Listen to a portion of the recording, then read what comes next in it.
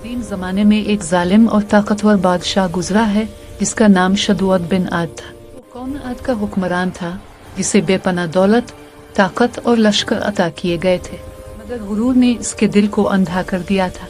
वो खुद को खुदा समझने लगा और कहने लगा, By the power vested in me, I proclaim this day. The sands of time shift as I will it.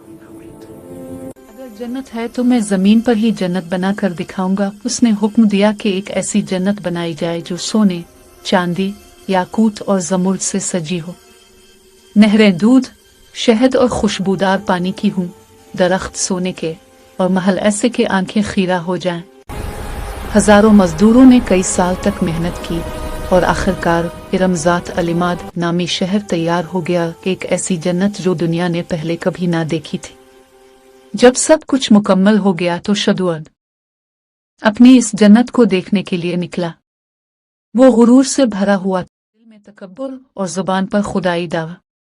लेकिन जैसे ही वो अपनी जन्नत के दरवाजे के करीब पहुंचा, अल्लाह का अजाब नाजिल हो गया। एक जोरदार आवाज आई, ऐसी कि दिल कांप उठे, और उसी लम्हे शदूअत और उसकी पूरी कौम हलाक हो गई। वो जन्नत जिस पर उसे इतना नाज था खुद इसके किसी काम ना आए।